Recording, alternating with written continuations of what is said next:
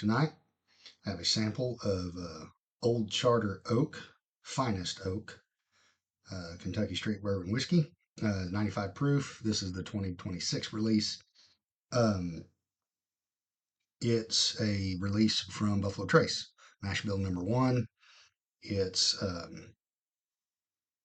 basically like an amped up Eagle Rare. Um,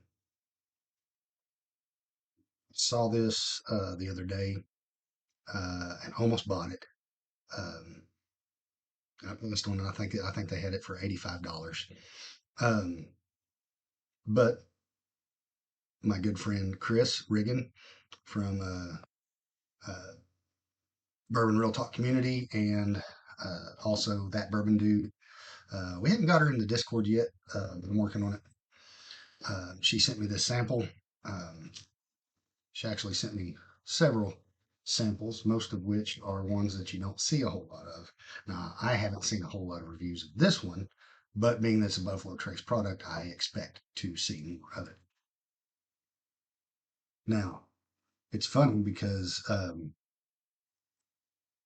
Buffalo Trace mash bill number one also produces Old Charter, which is a little yellow label. It's cheap. It's like 80 proof. To me, it's good. I haven't had any in a while. I probably need to get another bottle just to see how my palate's developed with it. Um, but uh,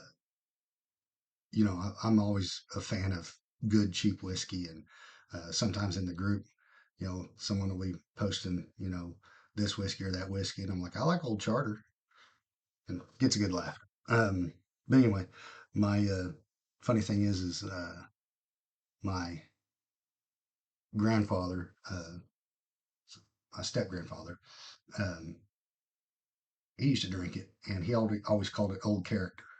So it's kind of a running joke in the family is Old Character. But this is obviously it's older, more developed Big Brother.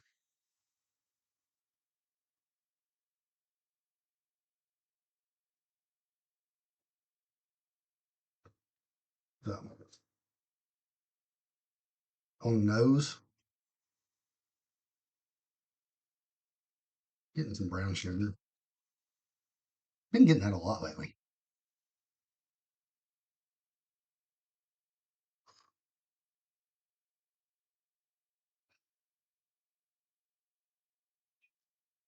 Funny enough, I don't get a whole lot of oak on it.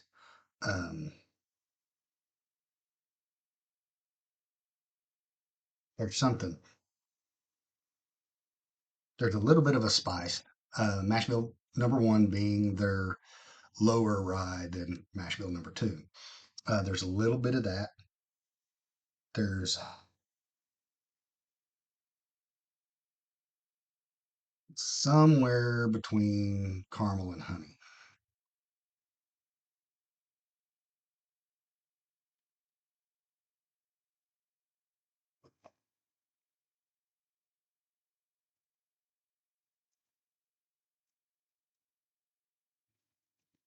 on the palate.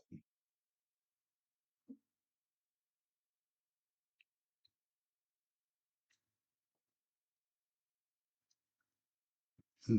I don't know if the camera's going to get that, but that, it's not quite getting it. But there's a lot of viscosity to this one. It definitely does have a good mouthfeel, even at only 90 proof. Um, there's a thickness to it. Um, I got distracted by the legs.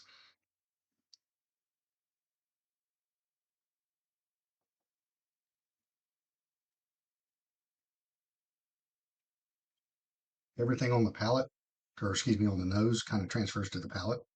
But there's that typical cherry note that I get with like Eagle Rares and some Buffalo Trace. If it's I had a Buffalo Trace store pick that tasted damn near like Eagle Rare. And whenever I emailed the company for the barrel information, I swear to God, it was an 8 year, and I don't remember how many months, but If it had aged 2 more years, it would have been a Eagle Rare. I mean, it tasted almost exactly like it. In a previous video, I did side by side, and I couldn't tell the difference. Um,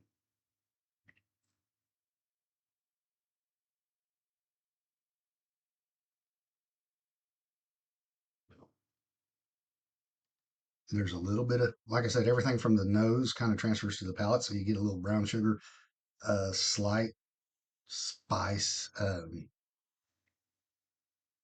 that I'm guessing is coming from the rye.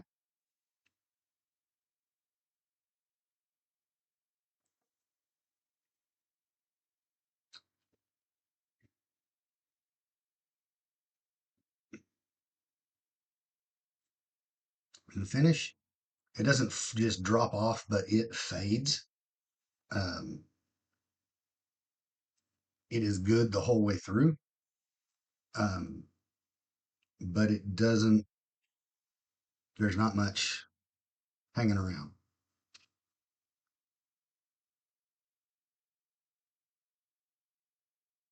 So if I was to rate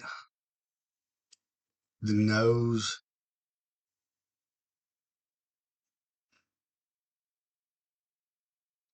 it is good, but it is very much Buffalo Trace. It doesn't.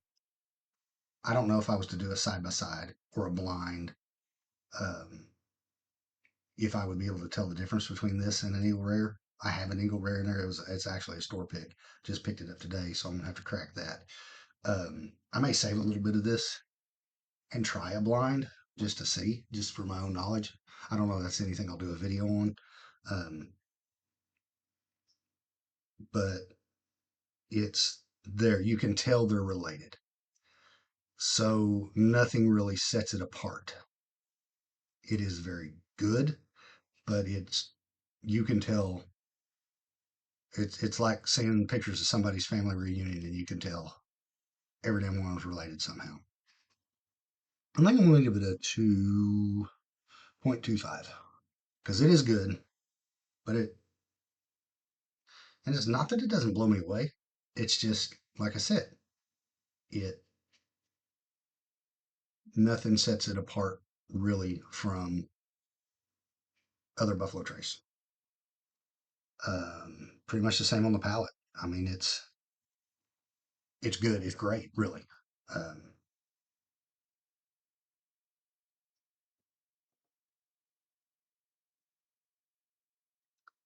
I'm not blown away by it, but it's very good. Knowing that it's mash bill number one, I kind of knew what I was hoping for going into it. So I'm going to say 2.25. The finish, there's almost nothing there. Like like I said, it doesn't just drop off, but it fades fast. Um, I think it is good all the way through the finish. So I believe I'm going to give it a 2 because it's not like it gets bitter or it turns bad or there's a bad aftertaste or it kind of comes back and isn't as good as what it was. Um, the value,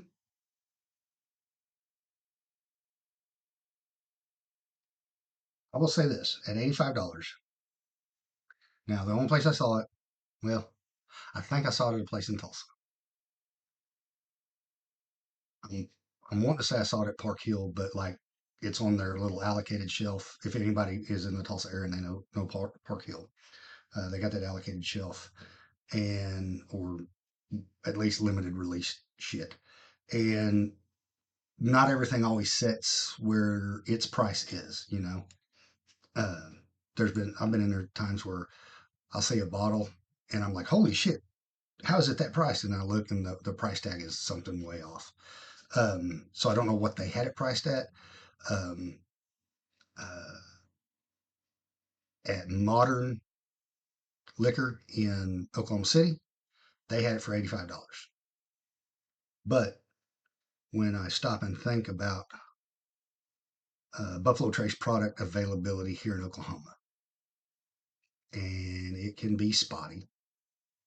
It's getting better, but you're still paying secondary prices for a lot of stuff. Um, if you are someone who likes Mash Bill number one, I think this is probably going to be a decent value. Um, it's on the upper end of what I want to pay for something that I am going to drink readily. Um, so I think I'm going to give it a point.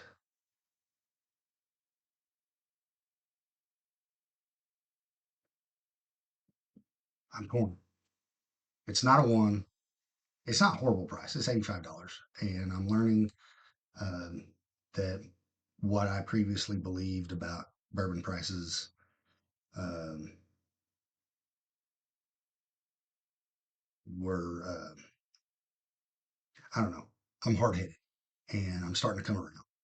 So I'm torn between a point 0.5 and a 0.75, and I think if this was about 60 to 70, I'd like it a lot better. I think I'm going to give it a point 0.5. Um, yeah, I think I'm just going to stick with that. So, but that gives me 4.5, 5, 6, 6.5. Not bad. It's in the more gooder category. So, I don't feel too bad about that. Yeah, I think that's a solid score. Now, the other side of that argument is I have a sample um, that I doubt was a fresh crack sample. Not that I'm buying into the neck pour bullshit, but the fact of the matter is as a bottle sits and opens, it expands, different things happen, more flavors come out. That bottle opens up and things get a lot of times get better. I have yet to have a bottle that got worse. Um, I have one bottle that opening up is just not in its vocabulary. It just won't do it. But almost every bottle that I've had has opened up, and even if it wasn't significantly better, there was differences to it. So if I was to buy that bottle at $85 and have 3 or 4 pours out of it, and then come back to it later, it may have a higher score.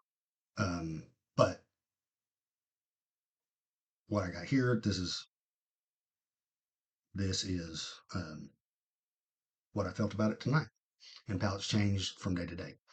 Um, so I will probably, if I see that bottle, uh, I've got to get my bourbon budget under control for a little bit.